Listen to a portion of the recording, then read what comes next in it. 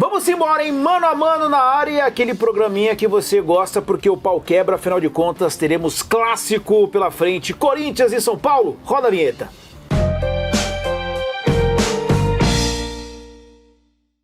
Vamos lá então, ó. Seguinte, senhores, Jorge Igor, Vitor Sérgio Rodrigues, vamos embora, hein? A gente já começa numa disputa de um cara que vem tendo o nome falado bastante, né? Não só no Corinthians, mas na mídia como um todo. Carlos Miguel e Jandrei. Será que esse fator emocional, o torcedor pedindo a cabeça do Carlos Miguel, tem que ter respeito com a camisa do Corinthians, pode fazer com que ele equilibre o jogo ali pro lado do Andrei? Pro Jandrei, perdão? Não, eu acho que no momento o Carlos Miguel é melhor que o Jandrei. Se eu tivesse uma vaga só para escalar, escalo o Carlos Miguel. É isso aí, ô Jorge? Tem como fugir disso, não? Ah, não tem como fugir, né? E ainda mais que, assim, tudo bem que o Carlos Miguel virou titular ontem, praticamente. Mas hoje ele é o goleiro titular do Corinthians e o Jandrei tá indo numa circunstância da convocação do Rafael para a Copa América, né? Então acho que é tranquilamente Carlos Miguel. Então Carlos Miguel vence o duelo de maneira tranquila, né? Mateuzinho e Igor Vinícius. Aí acho que tem uma disputa talvez interessante, Jorge Igor. Então, mas eu acho que a temporada do Mateuzinho ela é abaixo, assim. A chegada dele ao Corinthians, né, para um setor onde se esperava ali, uma disputa com o Fagner. O Corinthians mexeu nas laterais, na lateral esquerda e também trazendo o Mateuzinho, que ficou naquele imbróglio de chega, treina, não fica, volta, fica de novo, fica de vez. E acho que até agora o Mateuzinho não rendeu aquilo que se imaginava. E acho que o Igor Vinícius faz uma temporada claramente melhor. Igor Vinícius. Vai de Igor também? Vou também de Igor Vinícius. A única coisa que atrapalha o Igor Vinícius são as lesões, né? Que aí ele não tem continuidade, toda hora picotado e tudo, e atrapalha demais mesmo. Mas acho que até aqui o melhor do Igor Vinícius é melhor do que o melhor do Mateuzinho pra mim. Então temos o confronto nesse momento empatado. Carlos Miguel, Igor Vinícius, e aí vamos pra Kaká e Arboleda. O torcedor tá um pouquinho na bronca com o Kaká, que fez um contra aí contra o Atlético Goianiense, coisa e tal, mas vinha também numa sequência boa. Agora o Arboleda talvez seja o creme de la creme desse São Paulo. Olha aí, o Vitor Sérgio. Chique, hein? Gostou? Você tá no nível. Que repertório, hein, meu amigo? Eu estudei pro Ataquinho, né? De São Caetano para o mundo, realmente.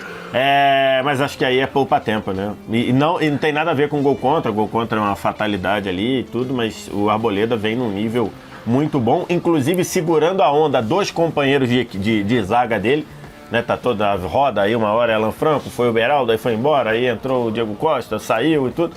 Então, a Arboleda muito fácil aí.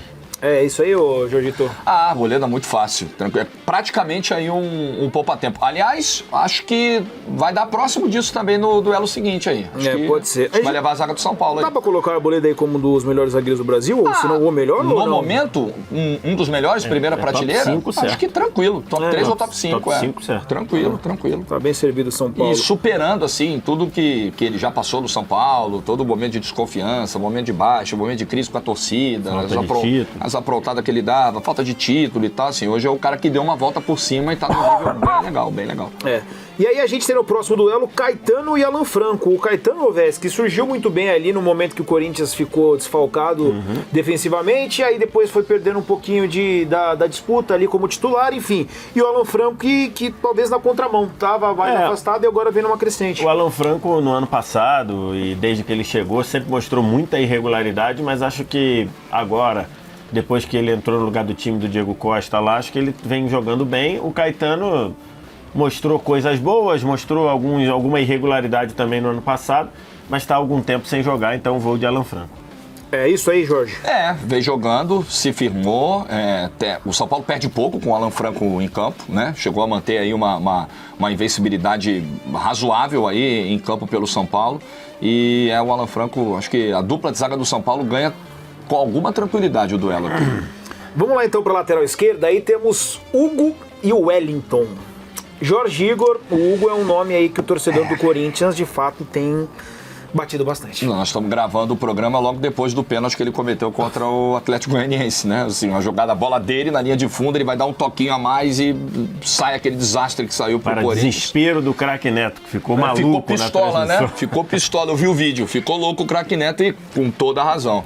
Acho que até agora, de vários pontos delicados que o Corinthians tem desse time titular e setores e tal, acho que o Hugo, a lateral esquerda, estão entre eles. Eu vou de Wellington aí, o Wellington que tem uma questão, né? Ele tinha ali no início do ano uma briga clara, uma sombra, um reserva imediato que foi embora, né? Foi o Caio Paulista e, enfim, o Wellington ele vai se mantendo. Também não tem um desempenho exuberante, mas claramente melhor que o do Hugo. Meu voto é do Wellington. Tem até uma situação do Wellington de possível saída, né? Porque ele não tem se a sentiu questão tão do valorizado, tem né? a questão também do contrato agora. Ele tá rechaçando as propostas do São Paulo, né? O Muricy, quando esteve com a gente no último lance recentemente, falou sobre isso. Então, assim, esse duelo, ele não é um duelo nivelado por cima, não. Acho que é nivelado por baixo. Acho que o Wellington ainda precisa fazer um ano melhor do que para ser o dono da posição. Mas entre ele e o Hugo, vai o Wellington. E aí nós temos, eu acho que um duelo bem interessante aqui. Ranieri e Alisson. Jorge Igor. Cara, eu acho que das contratações do Corinthians, o Ranieri, se não foi a que deu mais certo até agora, foi uma delas. Jogador que se encaixou, que tem sido importante, tem sido um ponto de equilíbrio para esse time. Eu acho que na comparação bola por bola e até o que podem oferecer, eu ainda ficaria com o Alisson, mas acho a temporada do Ranieri muito boa para um jogador que veio do Cuiabá, que chegou num cenário tão complicado, de uma reformulação tão profunda do Corinthians. Se você vai achar alguém que está se salvando nesse ano difícil, dá para incluir o Ranieri nesse bolo aí, mas eu ainda iria de Alisson. Talvez a posição ali difícil, né, pra gente medir, né, porque se o time não tá legal, pode fazer com que esse jogador também caia. E o Ranieri consegue, mesmo nesse Corinthians bagunçado, Ovés, consegue fazer partidas bem interessantes, né? Porque a gente imagina que o Alisson vai ser o primeiro volante, né? Então, o Pablo Maia não tá à disposição, então a gente imagina que ele fique lá. Então, é nessa função, por melhor que esteja o Alisson e está bem, nessa função eu vou votar no Ranieri. Você foi de Alisson? Fui de Alisson. Você vai ter que resolver aí. Eu vou de Ranieri. Pra mim pesa muito esse fator aí do time não tá legal e o cara conseguir ainda dar uma resposta e ser ainda um dos bons jogadores. Então, vamos ficar com o Ranieri aqui, tá? Vamos pro próximo. Bidon e Galopo. Vitor Sérgio Rodrigues, garoto Breno Bidon. Surgiu muito bem, viu? Surgiu muito bem. E o Galopo também tá meio que fora de posição, né? Aí você vai ter que quebrar a cabeça aí. Vou ter que quebrar a cabeça. Eu vou de Bidon aí, acho que tá mais à vontade fazendo o papel. O Galopo entra e sai do time, acho que ele tem até mais qualidade hoje, mas acho que para fazer esse papel, acho que o Bidon tá mais pronto. O Galopo que chegou a ser o Jorge, até não vou dizer um atacante, mas um cara que chegava bastante, finalização, a gente sabe da qualidade que tem, na bola parada também, mas assim, no nosso enfrentamento, como um segundo volante aqui. Aliás, na temporada passada, quando ele tem aquela lesão, ele até aquele momento ele vinha sendo goleador do time, né? Vinha sendo cobrador de pênalti, vinha pisando, fazendo gol, mas assim, ele não jogou meia temporada completa ainda, né? Isso pesa demais ali na avaliação. É que eu acho ele mais bola claramente do que o Bidon, né? Mas vocês estão levando em consideração aqui a faixa do campo e a função onde os caras estão batendo. Mas eu ainda vou de Galopo e deixo você decidir aí. Rapaz do céu. Resolve mais uma. Aí. É normal acontecer aqui no Mano a Mano assim? É normal. Ele mexe, Tainá Espinosa tem que decidir. Você acha que o apresentador vem aqui pra tomar água? Fácil, né? Não, e às vezes a Tainá, que você vai pegar o macete, às vezes a Tainá, quando ela acha que vai ser empatado, ela mesmo vota em segundo e deixa o outro decidir pra ela não ficar decidindo toda hora. Já falou assim, por exemplo, eu iria de Bidon aqui. Tipo cara, isso, entendeu? Eu tô muito na análise do Jorge. Claro que é um moleque muito novo ainda, né? A gente não sabe o quanto ele pode crescer. Mas o Galopo, pra mim, ele é um cara que tem muito mais qualidade nesse momento. Então, por qualidade, se o jogo é amanhã, tem que escalar um e eu vou de Galopo. Então vamos de Galopo aqui. Vamos pro próximo. Ele que deu o que falar em relação ao seu salário. Coronado. O Vitor Sérgio Rodrigues enfrentando aqui o Nestor. Então, é um que ainda não rendeu e o outro que ainda tá voltando. Mas como o Coronado, pra mim, ainda não mostrou que ele aqui veio ainda, apesar de ver muito bem referendado lá do que ele fez com a camisa do Al Ittihad, e o Nestor, acho que gosto muito, sempre gostei muito do Nestor, acho que ele tem muito a funcionar, fazendo papel de meia, fazendo papel de volante, voltando, marcando, aparecendo. Se eu tiver uma vaga, eu voto no Nestor. Comigo, Nestor. E aí, ô Jorgito? A lesão do Nestor o tirou dos gramados por um bom tempo. Ele voltou tem menos de 2 meses, né? Finalzinho ali de abril. E o Coronado, eu tô muito na linha do VSR. Eu não tô nem entrando aqui na discussão do salário, que é altíssimo e tal. Até porque a gente não é diretor financeiro do Corinthians. Não tem nada a ver com isso. Cada um sabe da sua saúde financeira, mas até porque é do Corinthians a gente sabe que não tem um real. Não fui eu que falei. Segundo o presidente, do não tem R$1 em caixa. É isso aí. O fluxo de caixa está comprometido. A cada 10 contas, 2 paga, 8 empurra. Isso é brincadeira. Mas virão reforços na janela. Novidades. E não vamos vender, virão. né? E É também não bom vamos vender. não, ter fé é importante, mas assim, eu estimulo sempre a fé inteligente por parte das pessoas. Não percam a fé, mas usem-a com sabedoria. Mas apesar do Coronado ficar muito refém ali, da avaliação pesa muito pelo salário e tal, eu não estou nem colocando isso na equação. Eu estou colocando a avaliação de um jogador que se considera importante para um elenco que tem carências e que vinha para suprir algumas dessas carências e que até agora não mostrou nada. Então eu vou de Nestor mesmo com o pouco tempo de temporada, com a lesão, mas o Coronado também tem pouco tempo em campo. Vou de Nestor. Tô nessa aí também com vocês. Vamos lá então, bom duelo também esse aqui, viu? É o Mbappé de Itaquera, o Wesley e Lucas Jorge Igor. Eu acho que poucos caras no futebol brasileiro jogam na rotação que o Lucas joga. Acho que poucos caras conseguem carregar um setor como o Lucas consegue carregar. Eu acho que é um bom duelo. Acho que o Wesley deu azar de entrar aí nesse duelo com o Lucas, porque ele vai acabar levando a pior. Mas tem sido um jogador importante, que o Corinthians está tratando como joia, que está segurando propostas para tentar, quando não der mais para segurar, obter ali o maior retorno financeiro possível e tentar usufruir de algum retorno técnico que ele pode dar, que ele tem condições para dar, mas batendo com o Lucas aí não tem muito jeito. É Lucas. É isso aí, o gabarito é esse, ô Vess? Acho que é. Hoje acho que a gente teria que quebrar a cabeça para votar contra o Lucas, não no confronto contra o Corinthians, no futebol brasileiro. A gente teria que quebrar a cabeça para votar hoje, até por isso que o Jorge falou, né? Parece que ele está jogando num outro ritmo, num ritmo diferente. É como se todo mundo, você que gosta de videogame, como se todo mundo estivesse jogando na velocidade 3 e ele estivesse jogando na velocidade 5. E mesmo voltando de lesão, a gente já notava isso, né? Assim, início de temporada, primeiro jogo da temporada contra o Santo André, ele já tava... Não, loucura. Agora, quando ele volta de lesão, ele já volta nessa pegada. Impressionante, cara. Impressionante. 7-2, hein? Do nosso tricolor, hein? 7-2 Será que vem nesse aquele momento. fatídico placar do mano a mano, que é o 9-2? Tem isso aí? Que dizem que é o placar que zica. Será que eu vou estrear aqui com esse que placar? quando faz o 9-2 é o contrário. Bacana, muito A gente zica o vencedor, entendeu? É tipo Não, isso. isso aqui, esse é o mano a mano Embora perfeito, também né? a gente tenha feito um mano a mano histórico do Barcelona e Bayern de Munique naquela semifinal. Do 8-2? Do 8-2. Quanto foi O placar aqui foi 9-2 e o placar do jogo foi 8-2 Bayern. Foi 9-2 pro Bayern. 9-2 pro Bayern. 9-2 pro Bayern. A gente, de vez em quando, de vez em quando, Perfeito. Ó, 7-2, vamos pros dois últimos aqui. Depois tem os técnicos também. Mosquito e Luciano, né? Um Corinthians que tem aí alguns desfalques importantes, o Galo não joga, né? enfim. Mosquito e Luciano. Dá pro Mosquito, VS? Então, aí eu vou ser coerente com o que eu fiz nos outros, né? Tá entrando o Mosquito, deve entrar jogando numa função um pouquinho diferente do que ele normalmente faz, com o Luciano que está muito bem ambientado e jogando bem e sendo importante. Então, até para manter a coerência do que eu votei lá nos volantes, Luciano. É isso aí, né, Jorge? Tem a questão das funções aí, mas tem muito da recuperação também do Luciano com o Zubeldia.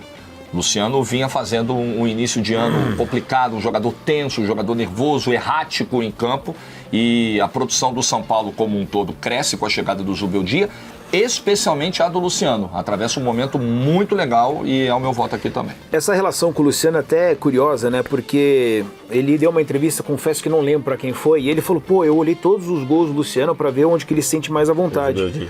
O Zubeldia falou, cara, acho que assim, o trabalho do técnico talvez seja o mínimo, né? Então, assim, mostra talvez aquilo que não fez o Carpini. Não tô dizendo que ele não fez esse tipo de situação. E outros treinadores também, né? E outros treinadores que também. Que teimaram com o Luciano fazendo algo que claramente não casava com as características em campo. Né? Talvez seja o básico, né? É a mesma coisa, a gente chega aqui pro mano a mano, Corinthians e São Paulo, e aí não sabe quem que vai jogar, enfim, não tem como, né? Não tem como, né? E Caleri e Yuri, tem como? Então, cara, Yuri, o maior goleador do Brasil desde que o Antônio Oliveira assumiu. Que loucura, hein? Certo? Isso é verdade. Ninguém fez mais gol do que ele no Brasil desde que o Antônio Oliveira é o técnico do Corinthians. Mas aí eu vou votar no Caleri, porque acho que o Caleri é além de funcionar de forma brilhante para o que o São Paulo precisa, acho que é o cara do gol do 1-0, é o cara que quando o time tiver mal, você joga a bola nele, ele arredonda. Então, se eu tivesse uma vaga só, se minha vida dependesse de um atacante para eu jogar entre Yuri e Calleri, eu votaria no Calleri, eu vou de Calleri. O Yuri, o Jorge, ele é um cara que ele me tira algumas dúvidas, assim, será que se ele tivesse num time mais organizado, ele estaria jogando mais bola Bom ainda? ponto. Cara, porque assim, ele foi Só piado ano comparar passado, com né? o Yuri do ano passado. Ele foi piado ano passado. Essa piada aparentemente acabou, né? Eu acho que tem também uma questão de confiança que pode estar diretamente atrelada à organização Sim, do time, a um sim. coletivo que funcione mais. O Yuri Alberto, depois da chegada do Antônio Oliveira, passou a ser um jogador que ainda comete suas falhas, que ainda desperdiça seus gols, ainda tem alguns erros técnicos que ele precisa corrigir, mas claramente mais confiante do que era no ano passado e nesse início de ano. Basta ver, inclusive, aquela discussão do Mano com ele lá em São Bernardo, que eu acho que mostrava muito bem o ambiente como um todo pro Yuri Alberto naquele momento. Mas eu uso muito esse critério assim, o mano a mano é isso, né? Você vai escolher alguém, você tá montando o teu time ideal para um clássico. Para um clássico, para um jogo desse peso, claramente o Calleri é uma opção mais testada, mais experimentada, mais rodada, mais segura. É o cara do gol decisivo, como disse o VSR. Acho que na hora, você tem os dois ali, independente. Se o Yuri Alberto vive uma fase esplendorosa, começa a meter 2 gols por jogo, artilheiro do campeonato, ainda assim eu acho que a maioria escolheria o Calleri, pelo perfil, né? Ainda mais para um jogo como o desse domingo. Então, Calleri. E aí chegamos 9-2, hein?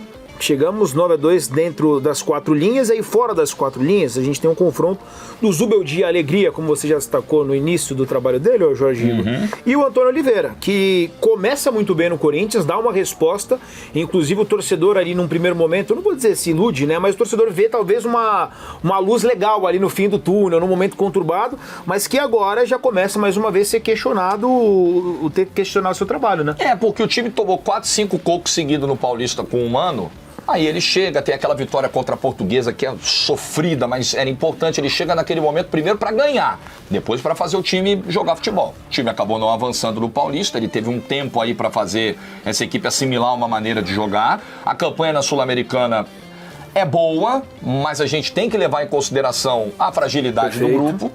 E dentro do Campeonato Brasileiro, eu acho que o Corinthians está encontrando as dificuldades esperadas pelo elenco que ele tem, pela situação político-econômica do clube. Eu acho que, infelizmente, é ruim você falar isso para um clube do tamanho do Corinthians, a história do Corinthians, não está de acordo com a situação atual do Campeonato Brasileiro. As condições do momento estão dadas para isso. Então eu acho que o Antônio Oliveira faz um trabalho ok, poderia ser melhor, claro, né? Tem gente que questiona muito, por exemplo, a condução da barração do Cássio, de que o Antônio Oliveira teria sido um tanto quanto refém de redes sociais e não conduzido muito bem o processo. Eu acho que ele tinha alguns argumentos de campo para barrar, mas ídolo é sempre um tema mais delicado. Então acho que é um trabalho regular, ok. E o trabalho do Zubeldia, não. Esse é muito bom. Esse deu resultados rápidos, num tempo muito curto, e esse cara salvou a Libertadores do São Paulo. O São Paulo corria a Libertadores, a classificação para o mata-mata, estava em seríssimo risco com o Thiago Carpini, e o Zubeldia meio que salvou a temporada do São Paulo até agora, além de fazer o time produzir mais, alguns jogadores produzirem mais, como o próprio Luciano que a gente citou. Então, tranquilamente aqui é Zubeldia. Ô, Vés, talvez se nós pudéssemos comparar os dois técnicos, a gente pode levar em consideração o começo dos dois técnicos, embora não só vitórias aconteceram para o Corinthians, mas é um começo diante daquilo que estava e para onde foram os dois times. Eu acho que dá pra gente fazer essa comparação. Agora hoje eu acho que é um nível diferente de Zubeldia e Antônio Oliveira, né? Mas acho que o impacto do Zubeldia foi maior para mudar o cenário, que era um cenário complicado. O Antônio Oliveira está bem melhor do que os antecessores, bem melhor do que o trabalho do Mano, bem melhor do que o trabalho do Luxemburgo, mas o do Zubeldia está conseguindo tirar coisas novas, conseguindo fazer o São Paulo evoluir. Eu acho que o Antônio Oliveira ele só tirou o Corinthians daquele nível sem competitividade, né? O Corinthians do Mano não competia com ninguém. O Corinthians do Mano perdeu para o Ituano, né? Que foi a única derrota do Ituano no Campeonato Paulista inteiro. Então ele trouxe ele para um nível de competitividade, mas acho que não deu passo à frente. O Zubeldia rapidamente já deu passo à frente com o São Paulo. Perfeito, então terminamos aqui o nosso mano a mano. Não foi o 9-2, tá? Não? Porque contamos o técnico, então acabou 10-2. Mas no campo deu 9-2. 9-2 no campo. No campo deu aí vocês reclamam com a produção que vai colocar na tela aí 10-2 pro São Paulo. Tivemos Carlos Miguel, linha defensiva, Igor Vinícius, Arboleda, Alan Franco e o Wellington. Zaga inteira do São Paulo. Toda do São Paulo, né? Ranieri, Galopo, Nestor e Lucas Moura. Luciano, Calleri e o técnico, o Zubeldia. Essa a configuração aí do nosso mano a mano. Vocês gostaram? Tudo certo? Não cometemos nenhum 9-0, né? Eu acho que não. E 9-0. não vai ter tabu agora também, né? Porque, o tabu dita acabou o tabu, né? Seguimos a programa. Ninguém vai dizer que a culpa da manutenção do tabu ou da queda do tabu é do mano a mano, não temos nada a ver com isso, essa página já tá virada e vamos em frente. Ô, Bessi, pede pra galera deixar o like, se inscrever, porque a eu galera pedi não ter deixando credibilidade o nenhuma, né? like aí é importante, porque eu sei que você vai xingar a gente, mas se for xingar, deixa o like antes primeiro e comenta. Se for xingar, Deixa o like. manda áudio e manda like. Exatamente. Até a Deixa o próxima, like hein? lá. Um abraço. Tchau!